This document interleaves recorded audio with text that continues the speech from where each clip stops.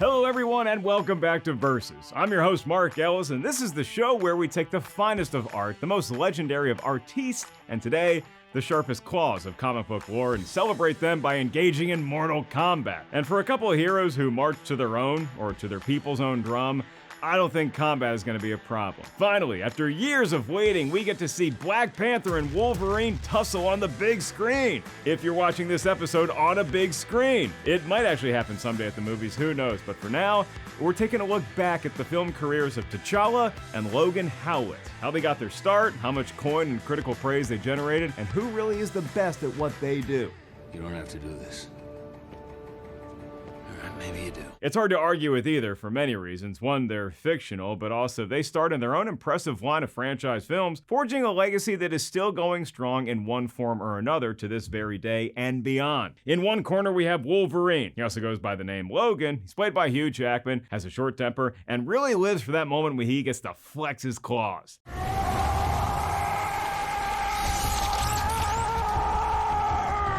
In the other corner, it's Black Panther, and in the movie Black Panther, he was inhabited by T'Challa, played by the late, great Chadwick Boseman. He's got a patient demeanor, but really lives for that moment when there finally is going to be peace in his home country of Wakanda. Wakanda forever! All right, so maybe Logan wakes up mad and ready to duke it out, more so than T'Challa, but T'Challa's ready to play ball, and when it's time for Black Panther to take matters into his own hands, the kitty's got claws. Here's how we'll determine a winner. Round 1, box office. Round 2, Tomatometer / audience score. Round 3, iconic moments. Round 4, legacy. And then we'll do a wild card round, a term that is fitting based on the animals that these two dynamic superheroes represent. Wolverine first appeared on the big screen in the year 2000's X-Men and was an immediate scene stealer. It also made a star of Hugh Jackman. Black Panther, as a cat of prey might, waited patiently to strike until 2016's Captain America Civil War, and we would have never saw it coming. Except, marketing the movie and whatnot. Chadwick Boseman was already an established star by the time he took on the legend of the Panther, and that announcement was quickly lauded for the MCU landing an actor of that caliber. Both Jackman and Boseman would go on to reach icon status with these particular roles in addition to their larger body of tremendous work. But today, it's all about the films based on the talking picture books, as Black Panther is about to dance with Wolverine under the pale moonlight. Nuff said, bub. Did you just call me Blob? No. Let's get it on. Round 1, box office. Of all the reasons these two are headlining a matchup on Versus, the show that People magazine says, quote, exists. We get it, Mark. Please stop calling us. One of the biggest in the eyes of bean counters in those fancy studio offices is that a film starring Black Panther or Wolverine is destined to make what is officially deemed a crap ton of moolah. Comic book movies are big business now, but it wasn't always that way. Sure, you'd have a celebrated moment in time, like with 1978's Superman or Batman from 1989, but it wasn't until the dawn of this millennium that folks realized that a lot of us really love this stuff, and now we have the technology and the interest to step up to the next level. Along with Blade and Spider-Man, X-Men hitting in the year 2000 would contribute to a seismic shift in studio tentpole release dates. Wolverine's silver screen debut was a massive hit, chugging along to almost $300 million. X2 topped out at over $400 million in 2003, and then The Last Stand closed out the trilogy on a high-ish note, at least in terms of coin, with $459 million. Okay, so Scrooge McDuck's vault is already swimmable with over $1 billion from the first 3 mutant movies. But Wolfie was still feeling frisky. He's the most popular character in that whole realm, so why not spin off some solo albums? It worked for Phil Collins and Peter Gabriel. Logan had his genesis revealed in 2009's X-Men Origins Wolverine, and it cartoon clawed its way, somehow, to $374 million, and no, I cannot get over how bad the claws look in that movie. Ooh, shiny.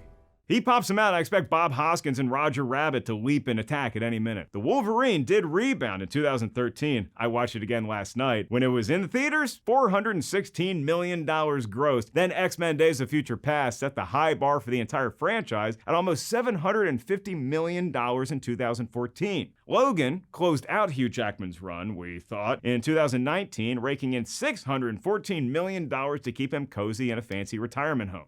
Not okay.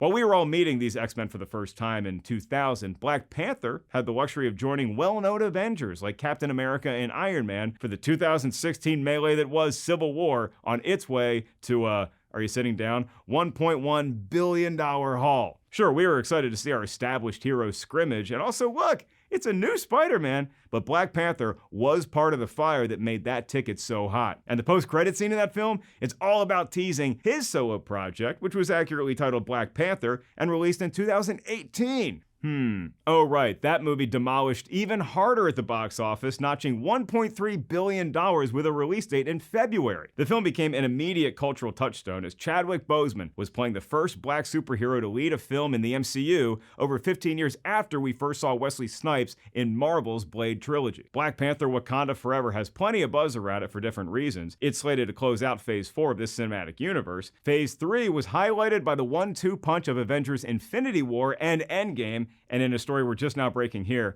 those movies made a lot of dough. Like almost $5 billion combined. For just 2 movies. And Endgame is constantly wrestling with Avatar for the crown of the highest grossing film ever, and the leader is currently whichever one just had a re-release in theaters where it was probably the #1 movie that weekend. But here's where we also get into tricky territory. I give Black Panther full credit for being a major player in Civil War, case closed. But for Infinity War and Endgame, dude has a total of less than 5 minutes of screen time. It's memorable, all right, but so are Hugh Jackman's cameos in both X-Men Apocalypse and First Class. More so First Class than Apocalypse, but still, you get the point. I didn't include those films in Wolverine's total, so it'd be unfair to give Black Panther total credit for that $5 billion. Y'all do realize Star Wars sold for $4.2 billion, right? Like the entire galaxy cost that much. Anywho, if we did count all 4 of those MCU flicks, T'Challa would be sitting on a throne of $7.3 billion. Wolverine's been in over double the amount of movies, yet only has $3.3 billion to his name. So even if we shave off, say, $4 billion of Black Panther's total, he's still tied with Rodent Man. A Wolverine is technically a rodent. We know that, right? It's not a wolf.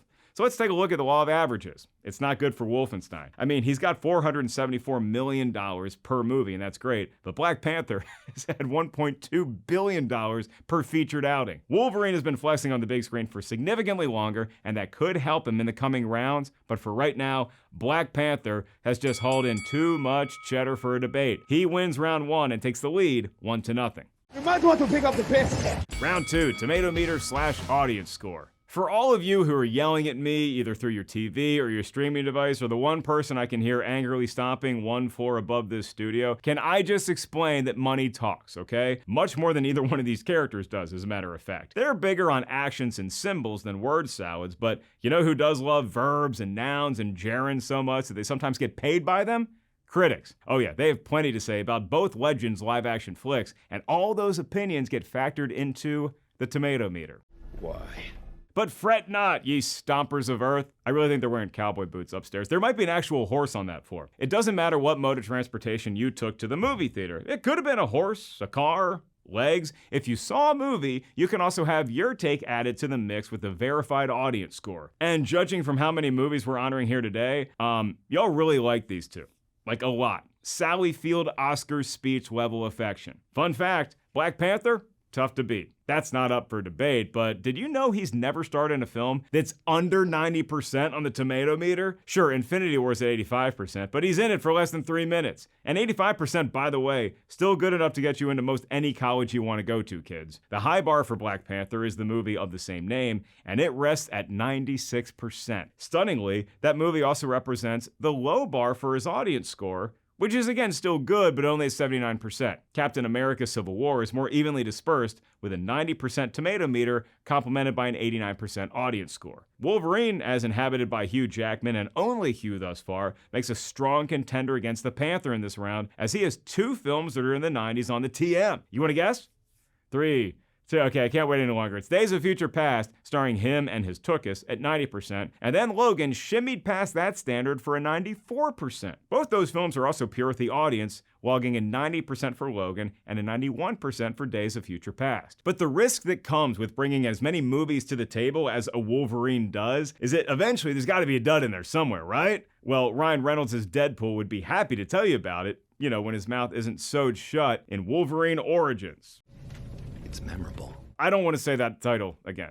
It's exhausting, and I don't really like it because the movie stacks up at just 38% on the Tomatometer, and it can't even get to fresh with the audience, falling just shy at 58%. X-Men properly kicked the initial trilogy off in grand fashion, hitting 82% on the Tomatometer, followed by X2's 85%, and The Last Stand's 57%, which, all things considered, it should be thankful for. Luckily, the Wolverine fared better at 71%, setting the stage for Logan and the R rating that some hoped would accompany the Wolverine. And it's tough to tell if the two movies that Hugh Jackman makes a quick stop in would even help him in this round. First Class, starring him for all of 15 seconds and 2 words and 7 letters, it's 86%, which is good, but Apocalypse is 47%, and to be honest, what the hell was that scene he was in anyway? Go f yourself. I mean, I guess if my body looked that good, I'd find any excuse to be in a movie shirtless, but come on, we get it. Hope that's the last we've seen of that guy.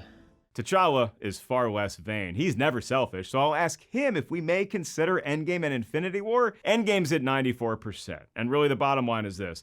Folks love these two characters. So what's the more spectacular Tomatometer achievement? A 20-year career with only 2 real stumbles? Or a damn near perfect record with grades so high you'd be applying for a scholarship at Oxford University? Let's take a look at the averages, done by a fellow who definitely didn't get into college on the strength of his mathematical ability. Hugh Jackman as Wolverine is rock solid fresh at 74% for his per film average. That's not including his fun cameo in Night at the Museum 3, where he played himself and he tries to summon the Wolverine claws while on stage in a play. I really like that movie. It makes me cry.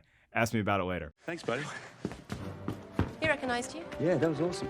Meanwhile, Chadwick Boseman as Black Panther is super fresh, averaging 91% for all his appearances with an 87% for the audience score. Jackman's audience average is 77%, but here's the thing. While I can't argue with the top dogs at studios, it's hard to not see the body of work as being a major factor in this Tomatometer round. Maybe it's because I've held this perch at Versus for what, 4 seasons? 20 seasons, it's all a blur, but in that time, it's become apparent that the more at-bats you have, the more likely it is that you'll strike out. The tragic component to this equation is that we'll never get to see how far Boseman would have wanted his ride as Black Panther to last. But we do know that the mythology, the mantle getting passed through the generations, is going to serve him well in remembrance in Black Panther Wakanda Forever. Wolverine will someday be recast, although according to recent vids trending on Twitter, that might not happen as soon as we all thought. Overall, looking at their entire filmography, Chadwick Boseman does have the higher Tomatometer single film over Hugh Jackman with 97% for 2020's Ma Rainey's Black Bottom. Hugh Jackman has twin 94% for Logan and Bad Education as his all-time best efforts. Black Panther's off to a great start as the property forges a groundbreaking cinematic legacy, but Wolverine has been the focal point of the X-Men for 2 decades, and it ain't stopping just yet. His multiple fresh efforts are the slightly more impressive feat in my eyes, and thus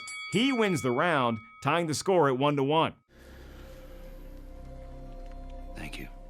Round 3, iconic moments. And here's where the fun begins. Math can be enjoyable, as I've so definitely taught everyone in the last 2 rounds, but now algebra class is out. Let's have recess, where we get to run outside and attempt to act out our favorite moments from 2 of the best characters the comics have ever shuttled onto the big screen, but let the professionals attempt the stunts. Both characters have a strong case to make right out of the gate. The first time we meet T'Challa, we quickly see his heroism and athletic ability. In Civil War, he's got to grapple with a changing world and take sides, plus that first chase scene is so cool. Look at how fast he is. And Black Panther is also an integral part of the world-famous airport brawl, where the best MCU heroes duked it out over political differences, while Thor and Hulk had a beer in a faraway realm.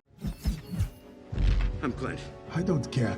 It was an exciting moment for all comic book shop regulars like me way back in the year 2000, when the Uncanny X-Men were finally going to be in a big-time movie, and it did not disappoint. It was awesome to see Cyclops and Storm and Jean and Professor X and Magneto, but if Wolverine was bad, it'd be like brushing your teeth with no Listerine and the toothbrush the hotel gives you for free. Weak bristles? No good. But the film opens with a cage fight in a rural bar. Rogue sees our Wolfie in action, and then he gets to tussle with Sabretooth at Lambeau Field. Okay, it wasn't actually there, but it felt like a snowy playoff game between 2 arch rivals. It was good stuff. Wolverine steals motorcycles, plays by his own rules, and ruffles feathers, but we also see his emotional capacity when Rogue has her setback. Then in X2, he is the star. Quiet moments like chugging Dr. Pepper with Iceman quickly lead to a rage-fueled rampage as he defends the school against intruding military powers. The Last Stand was a little lean on memorable sequences, but the climax featuring him doing what is necessary and summoning all of his might and courage to pull it off despite his feelings for Jean still resonates. And look, I'm a sucker for watching heroes practice, so I loved the opening of The Last Stand where it's the Danger Room tossing them a virtual scenario. Cigars get lit, stuff explodes, I'm shoving popcorn in my face. It was fun. Class dismissed.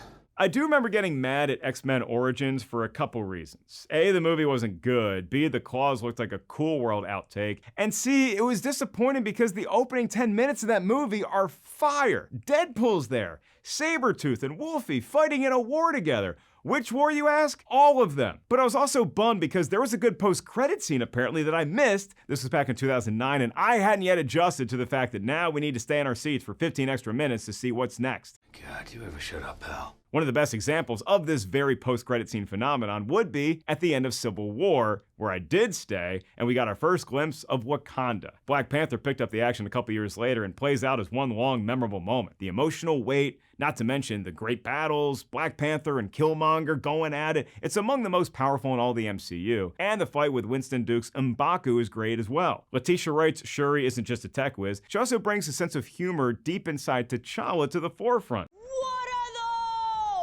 And when Black Panther and the Dora Milaje are in sync, like in the casino brawl, that's a formidable opponent for anyone or anything. Please stop. The movie called Logan, much like the movie called Black Panther, elevated the genre to new heights in terms of storytelling, acting, and the emotions that a comic book film could conjure inside of us. Wolverine battling the Reavers and his own time clock, and annoying kids in his limo all factor in, but it's also the tender scenes between him and X-24, or Professor X for that matter, that help the film stand out. And if we count all the chills we got in Endgame seeing Black Panther return to kick more ass, we should also point out how perfectly delivered the one line that Wolverine has in First Class is. This is a family show, so let's just say he's not too keen on joining Charles and Eric with whatever the hell they're doing just yet. All told, Wolverine has too much history to ignore in this round, but I will award each fella some quick bonus points. The scene in Black Panther where T'Challa gets to chat with his fallen father tugs at the heartstrings, and it shows the elite acting company that Boseman will always be amongst. Jackman is tremendous as Wolverine, and he can sneakily deliver comedy, such as his very matter-of-fact answer when Iceman's parents ask about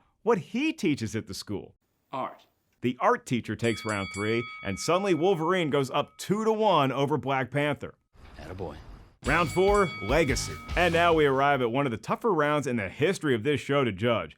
Both characters have meant so much to so many people for so many different reasons. Sure, they're badasses and one can go rogue and let us tag along. The other can lead a nation and keep us captivated. But ultimately, who has forged the better legacy? Black Panther let Wolverine get a 15-year head start, but when T'Challa first appeared, it was much more overdue than just by a decade and change. I can't even comprehend the feeling that black folks had finally getting to see themselves represented in glorious superhero form for the very first time in a prominent role in the MCU. Blade had set the tone way back, Terrence Howard and Don Cheadle had been valued additions, but Black Panther was pure superhero magic to everyone, regardless of race or any other factor. But it was just special how important that movie was, and to be released during Black History Month, and for it to make the kind of history at the box office that it did, it was truly a cornerstone moment in cinematic history. Wolverine wouldn't have near the cultural relevance of a Black Panther, but even back in 2000, you could feel the crossover appeal potential for the character that Hugh Jackman was embodying. It wasn't just that comic book nuts were pleased with this performance from a guy way too tall to play the 5'0" version that we see in the panels of Marvel. It was the sense that you could have never heard of the X-Men, but yet feel a connection to this guy because he just felt real. He wasn't a classic hero like Batman, didn't have the clean-cut pedigree of a Superman. This fellow was fueled by rage and vengeance and didn't always play nice with others, even the like-minded ones. We saw a hero not always making heroic decisions. He was more Han Solo than Dudley Do-Right, and it made Wolverine stand out. Ultimately, the legacy of Wolverine may be how tough to follow Hugh Jackman will be in that role. Rumors have abounded for close to a decade as to who that next one might be, and a handful of Hollywood A-lister names have been bandied about at some point. The franchise has had multiple opportunities to hit the reset button, but the appeal of Jackman was so prevalent that you just can't resist giving him as many swings as that guy wants. Sadly, we'll never get to see Chadwick Boseman lead another Black Panther film, but much like the mythology of that title, the hero tradition will continue on with someone. The trailers for the sequel, Wakanda Forever, know exactly what they're doing, giving us plenty of action footage to speculate on who might be in that suit, but they also set up our expectation that this will be an emotional passing of the torch. The film sets out to honor both T'Challa and Boseman, and when it does, given the fact that Ryan Coogler is a wonderful filmmaker, I don't anticipate there being a dry eye in that house. As crucial as Wolverine was back in 2000 for setting the standard on how complex a hero could be, we also were about to meet Tobey Maguire's Spider-Man trilogy, then Tony Stark and his myriad issues landing in 2008. But Black Panther, even as inundated as we already were in the MCU by the time his movie came out in 2018, it just hit different, it hit deeper. And it was never about one aspect. It was part Boseman's talent, part legacy, and a huge payoff for everyone who was waiting to see someone else be able to live the superhero life. Both Black Panther and Wolverine opened doors when they debuted, but only T'Challa kicked down other doors in the process. And the world, not just the MCU, was better for it. Black Panther wins the legacy round and ties the ball game 2-2. This is your last chance. And now it's time for the wildcard round, by the power vested in me. I've actually said that before at weddings. No, really, I'm Mark Ellis, your host, who many of you assume to have the intelligence of a toddler and the personality of a shy turtle, am a man of the cloth. I went online, one click, boom, now I have magic powers. But no, this round isn't about the many powers, abilities, and cool costume accoutrement I have. Nay, it's a showdown between Wolverine and Black Panther in the round that will determine the match. Both dudes have lots going for them in terms of features. Wolverine leans into his incredible regenerative abilities in virtually every film, and the infusion of adamantium into his skeleton has increased several of his already superpowers even more so. But he still feels the pain from injuries during and even after the healing process has been completed, hence why we see Wolfie starting to look his age in Logan.